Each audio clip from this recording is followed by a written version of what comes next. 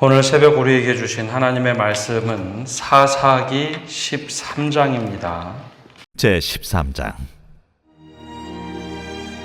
이스라엘 자손이 다시 여호와의 목전에 악을 행하였으므로 여호와께서 그들을 40년 동안 블레셋 사람의 손에 넘겨주시니라. 소라 땅의 단지파의 가족 중에 마누아라 이름하는 자가 있더라. 그의 아내가 임신하지 못함으로 출산하지 못하더니 여호와의 사자가 그 여인에게 나타나서 그에게 이르시되, 보라, 내가 본래 임신하지 못함으로 출산하지 못하였으나 이제 임신하여 아들을 낳으리니 그러므로 너는 삼가 포도주와 독주를 마시지 말며 어떤 부정한 것도 먹지 말지니라.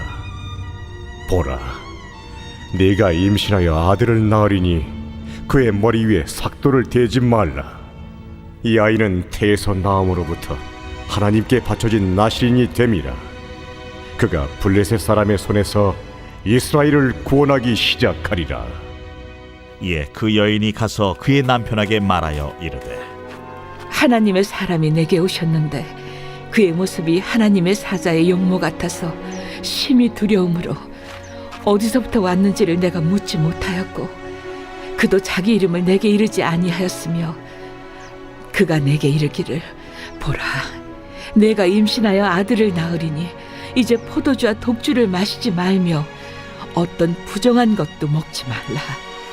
이 아이는 태에서부터 그가 죽는 날까지 하나님께 바쳐진 나실인이 됨이라 하더이다. 마누아가 여호와께 기도하여 이르되, 주여, 구하옵나니 주께서 보내셨던 하나님의 사람을 우리에게 다시 오게 하사 우리가 그 나을 아이에게 어떻게 행할지를 우리에게 가르치게 하소서. 하니 하나님이 마누아의 목소리를 들으시니라. 여인이 밭에 앉았을 때에 하나님의 사자가 다시 그에게 임하였으나 그의 남편 마누아는 함께 있지 아니한지라 여인이 급히 달려가서 그의 남편에게 알리어 이르되, 보소서, 전일에 내게 오셨던 그 사람이 내게 나타났나이다. 하매 마누아가 일어나 아내를 따라가서 그 사람에게 이르러 그에게 묻되, 당신이 이 여인에게 말씀하신 그 사람이니까? 내가 그로다. 마누아가 이르되, 이제 당신의 말씀대로 되기를 원하나이다. 이 아이를 어떻게 기르며 우리가 그에게 어떻게 행하리까? 여호와의 사자가 마누아에게 이르되, 내가 여인에게 말한 것들을 그가 다 삼가서 포도나무의 소선을 먹지 말며 포도주와 독주를 마시지 말며 어떤 부정한 것도 먹지 말고 내가 그에게 명령한 것은 다 지킬 것이니라 하니라. 마누아가 여호와의 사자에게 말하되, 구하옵나니 당신은 우리에게 머물러서 우리가 당신을 위하여 염소 새끼 하나를 준비하게 하소서. 네가 비록 나를 머물게 하나 내가 내 음식을 먹지 아니하리라.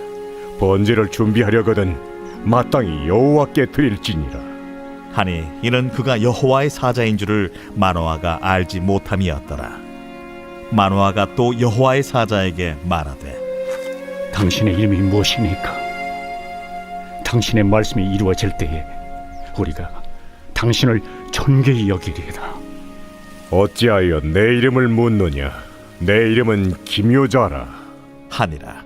이에 마누아가 염소 새끼와 소제물을 가져다가 바위 위에서 여호와께 드리매 이적이 일어난지라. 마누아와 그의 아내가 본즉 불꽃이 제단에서부터 하늘로 올라가는 동시에 여호와의 사자가 제단 불꽃에 휩싸여 올라간지라. 마누아와 그의 아내가 그것을 보고 그들의 얼굴을 땅에 대고 엎드리니라. 여호와의 사자가 마누아와 그의 아내에게 다시 나타나지 아니하니 마누아가 그제야 그가 여호와의 사자인 줄 알고 그의 아내에게 이르되, 우리가 하나님을 보았으니 반드시 죽으리로다. 하니 그의 아내가 그에게 이르되, 여호와께서 우리를 죽이려 하셨더라면 우리 손에서 번제와 소제를 받지 아니하셨을 것이요 이 모든 일을 보이지 아니하셨을 것이며 이제 이런 말씀도 우리에게 이르지 아니하셨으리이다 하였더라. 그 여인이 아들을 낳음에 그의 이름을 삼손이라 하니라. 그 아이가 자라매 여호와께서 그에게 복을 주시더니 소라와 에스다올 사이 마하네단에서 여호와의 영이 그를 움직이기 시작하셨더라. 오늘 새벽에도 하나님의 은혜와 평강이 함께 하시기를 축복합니다. 임계점이라는 말이 있죠. 임계점. 이게 좋은 의미로 사용될 때는 어디 물이 끓는 점에 다다를 때, 혹은 폭발하기 직전, 좋은 일이 생기기 전에 임계점에 다다랐다라는 말을 씁니다.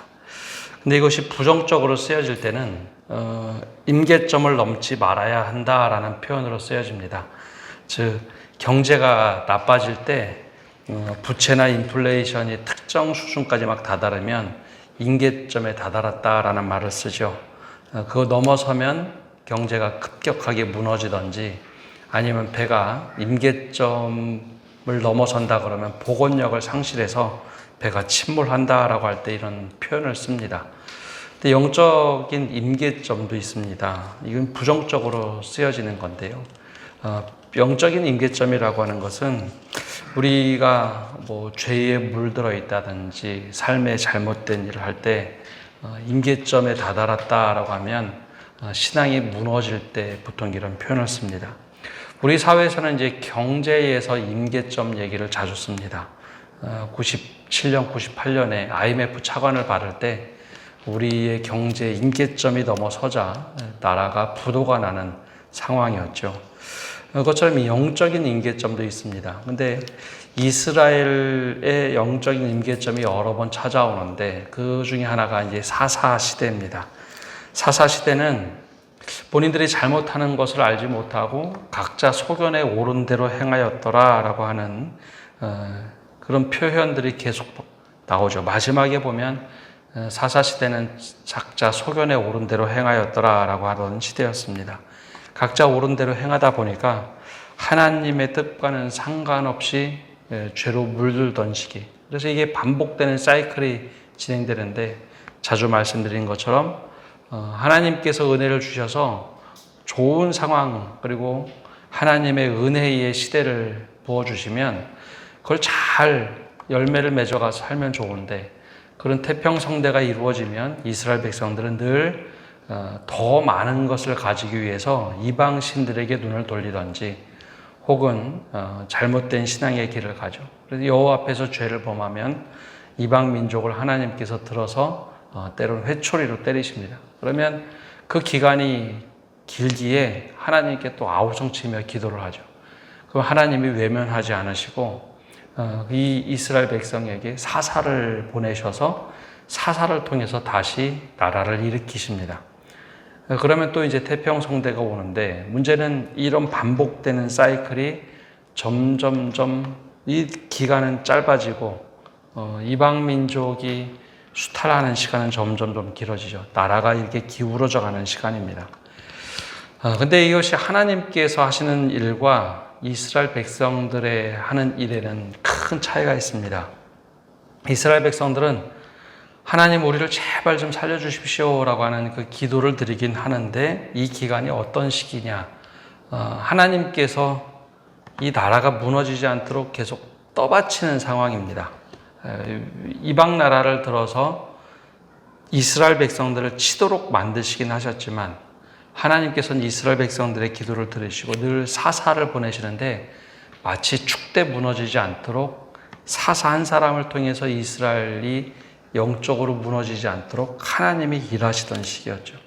하나님이 그냥 보시지는 못했습니다. 그래서 하나님께서 내가 너희를 도저히 함께할 수 없겠다, 너희를 어떻게 보살필 수 없겠다 하셨지만, 이스라엘 백성들이 간구하고 기도할 때는 하나님의 마음을 돌이켜서 사사를 세워서 더 이상 무너지지 않도록 갔던 시기가 또 사사 시대입니다.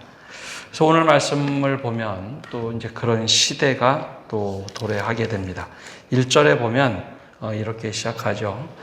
이스라엘 자손이 다시 여호와의 목전에 악을 행하였으므로 여호와께서 그들을 40년 동안 블레셋 사람의 손에 넘겨주시니라. 다시 여호와의 목전에 악을 행하였다. 그 앞에 보면 3명의 사사가 나옵니다. 입다, 입산, 압돈 그런 사사들의 활동이 나오죠.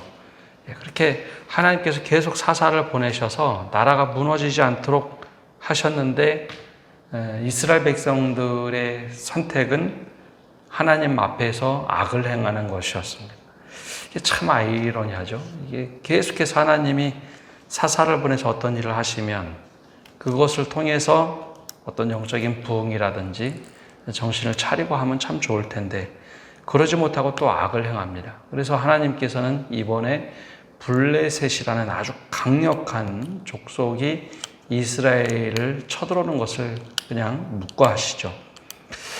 그 다음에 하나님께서 이제 다시 일을 하십니다. 이스라엘 백성들이 또 이제 하나님께 살려달라고 하는데 이번에는 하나님께서 택하신 사사는 굉장히 연약한 가운데 있는 단지파의 사람을 택하십니다. 2절에 보면 이렇게 기록되어 있습니다. 소라 땅에 단지파의 가족 중에 마노아라 이름하는 자가 있더라. 그의 아내가 임신하지 못함으로 출산하지 못하였더니. 여러분 12지파 중에 굉장히 작은 지파가 단지파입니다. 하나님께서는 사사를 일으키실 때 굉장히 강력하고 큰 지파 안에서 사사를 일으키시는 분이 아닙니다.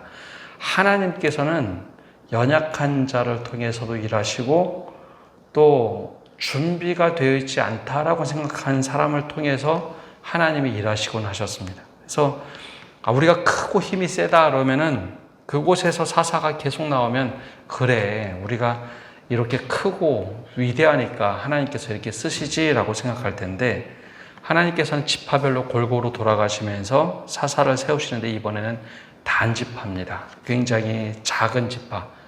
근데 이 작은 지파에서도 유력한 집안에서 하나님이 쓰신 것이 아니라 마누아라 이름하는 사람이 있었는데 결혼한 지 얼마가 됐는지는 모르겠으나 자녀가 없던 가정이었습니다. 하나님이 그 가정을 택하시죠. 하나님께서 일을 하실 때는 하나님의 방법으로 일을 하십니다. 근데 이 집이 뒤에 말씀을 쭉 보면 알겠지만 마노아와 그 아내는 굉장히 하나님에 대해서 신실한 집안이었습니다. 나라가 다 막 무너져가고 영적으로 쇠락하는 가운데도 믿음만큼은 잘 준비된 집을 하나님이 택하시죠. 그래서 여호와의 사자를 보냅니다. 그래서 그 먼저 아내에게 사자를 보내서 이 사자가 이야기합니다. 네가 임신하지 못했지만 이제는 하나님께서 은혜 주셔서 너에게 아들을 줄 거다. 그러니 너가 준비해야 하는데 어떤 준비를 하느냐? 4절에 이렇게 말하죠. 그러므로 너는 삼가 포도주와 독주를 마시지 말며 어떤 부정한 것도 먹지 말지니라. 그리고 보라, 내가 임신하여 아들을 낳으리니 그의 머리 위에 삭도를 대지 말라. 이 아이는 태에서 나옴으로부터 하나님께 바쳐진 나실인이 됨이라. 그가 블레셋 사람의 손에서 이스라엘을 구원하기 시작하리라 하시니. 먼저 여인에게 나타났습니다. 여인에게 너 포도주와 독주를 마시지 말고 어떤 부정한 것도 마시지 말고 준비가 되면 하나님께서 아들을 주실 텐데 그 아들이 태어나면 나실인으로 키우라는 겁니다. 머리에 삭도도 대지 말고 포도주도 마시지 말고 그 아들을 나실인으로 키워라. 근데 아직 아이가 있지 않는데 하나님께서 얘기하시죠. 너 준비된 사람이 되라. 자, 그러면 이제 이 여인이 듣고 다른 성경의 다른 여인들을 보면 여인들은 그 마음에 품고 이걸 기다리는데 이 여인은 그렇게 하지 않습니다. 당장 쫓아가서 남편 마노아에게 이야기를 하죠. 여호와의 사자가 나타나서 이런 얘기를 하고 갔다. 여러분, 이게 남편이 이야기를 듣고 반응이 굉장히 다릅니다. 이 이야기를 쭉 들은 다음에 마노아가 어떤 반응을 하느냐? 8절에 보면 이렇게 반응을 하죠.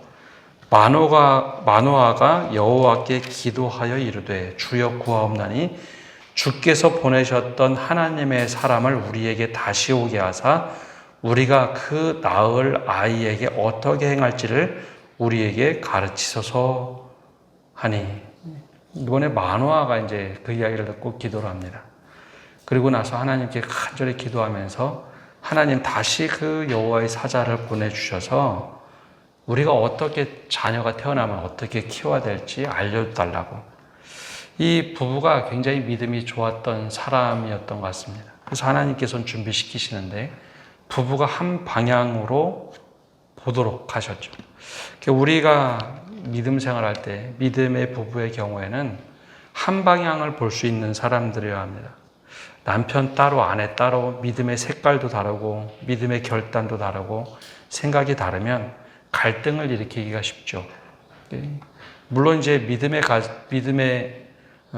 하나님을 믿고 믿지 않는 부부라면 좀 다르겠지만 믿음의 부부의 경우에는 똑같은 방향, 똑같은 것을 보도록 우리가 관점을 같이 해야 합니다. 자녀를 키우더라도 누구는 성공하도록 키우고 누구는 믿음대로 키우려고 하고 그러면 굉장히 혼란스럽죠. 근데 이 부부는 잘 준비되었던 사람들인 것 같습니다. 부부가 하나님께서 이렇게 말씀하셨는데 어떻게 될까? 그러니까 남편이 하나님께 간절히 기도하죠. 나에게도 똑같은 음성을 듣게 하시고 나도 같은 사람을 만나서 여호와의 사자를 만나서 우리가 어떻게 자녀를 키워야 될지 알게 해달라고. 그래서 하나님께 이렇게 기도를 합니다. 이렇게 믿음의 같은 방향, 같은 결단을 하는 것이 굉장히 중요하다라는 것을 보여주죠. 그래서 하나님께서 이 남편의 기도를 또 응답하십니다. 이번에 또 여호와의 사자를 보내는데 아내에게 보냅니다. 근데 그때 남편이 함께 있지 않자 아내가 남편이 어떤 기도를 하고 있는지 너무나 잘 알기에 여호와의 사자가 나타나자마자 남편을 불러오죠. 그래서 마노아가 이제 자세하게 물어봅니다. 어떻게 내가 자녀를 키워야 되겠습니까? 그러자 이 여호와의 사자가 다시 이야기합니다. 나실인의 조건으로 키우라는 것이요. 나실인의 조건으로. 그래서 이 마노아가 모든 것이 다 준비된 상태에서 이제 그 모든 것들을 다 이제 수용하고 믿음으로 자녀를 키우겠다라고 이제 마음을 먹죠. 근데 처음에는 마노아도 이런 게 생소하다 보니 여호와의 사자에게 무엇인가 예배를 드리고자 하지만 여호와의 사자가 그걸 막습니다. 오직 영광 받으실 분은 하나님이시니 하나님께 예배하라. 그러면서 이제 모든 것이 준비가 됩니다. 여러분, 아이가 태어나기 전부터 이런 기도 속에서 아이가 준비가 되어지죠. 나라는 막 겉으로는 황폐하고 영적으로 막 침체하고 했는데 하나님의 사람으로 하나님께서 쓰시는 가정은 이렇게 준비가 되는 경우가 참 많습니다. 아무리 영적으로 혼탁해도 우리가 하나님 앞에서 바로 서려고 하고 기도하려고 하면 하나님께서 그 가정을 통해서 일을 하시는 경우가 참 많습니다. 그래서 난세의 영웅이 나는 것처럼 이렇게 어려운 시대에 하나님께서는 사사를 세우실 때 이런 어두움 속에서도 하나님이 사람들을 택하셔서 일을 하시더라라는 거죠. 결과적으로 삼손이 태어납니다. 이 삼손이란 말이 태양의 아들 혹은 빛의 아들이라는 뜻입니다. 이 어두운 세상에 빛돼서 살 수 있도록 이 가정을 미리 하나님께서 택하신 것이죠. 여러분, 이 마노아의 아내, 즉 삼손의 어머니가 뱃속에 있는 아이를 어떤 마음으로 준비하며 태교를 했을까요? 이 아이는 하나님께서 쓰실 사람이야. 그러면서 매일 기도하지 않았겠습니까? 미리 준비된. 그래서 먹는 것도 조심하고 독주와 포도주를 마시지 말고 그리고 부정한 것도 먹지 말고 여러분 음식 먹는 거 가리는 거 쉽지 않지 않습니까? 그런데 그걸 다 준비된 모습으로 아이를 위해서 매일매일 기도하지 않겠습니까? 남편도 아버지도 기도하지 않았겠습니까? 그러면서 아이를 위해서 기도하고 태어나자마자 하나님께서 쓰임받도록 이 아이는 블레셋 사람을 이기도록 하나님께서 키우라 하셨기 때문에 그 아이를 그렇게 태어나기 전부터 기도로 또 하나님의 사람으로 그렇게 기도하면서 뱃속에서 키우지 않았겠습니까? 그래서 시편 139편은 시편 기자가 이런 고백을 합니다. 내가 모태에서 지음 받기 전부터 주께서 나를 아셨다. 하나님께서 우리 모두를 그렇게 부르셨습니다. 물론 믿음의 가정에서 태어나지 않더라도 하나님께서는 우리를 모태에서 지음 받기 전부터 모든 것을 계획 속에서 우리를 돌보시고 세상에 태어나도록 하셨다는 겁니다. 그래서 우리가 어떤 믿음을 가지고 살 거냐, 그리고 우리가 어떻게 자녀가 다 성장했다 할지라도 우리가 어떻게 자녀를 키울 것인가, 또 어떻게 우리가 사람들을 대할 것인가, 이 믿음의 사람들이 어떻게 준비되었는지 이 사사기에 특별히 삼손이 위대했던 것이 아니라 하나님께서 어떻게 일을 하시는지, 그리고 그 부모를 어떻게 준비시켰는지 오늘 13장은 너무나 잘 보여주는 말씀입니다.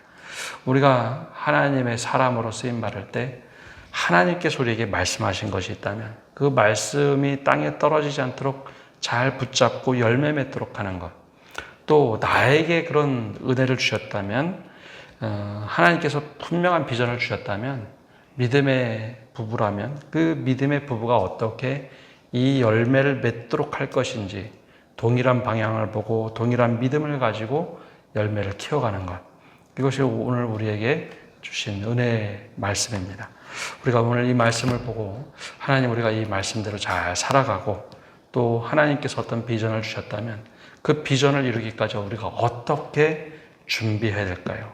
하나님께 더 기도하고 간구하고 구체적인 응답을 받는 모든 성도 여러분 되시기를 바랍니다. 기도하겠습니다.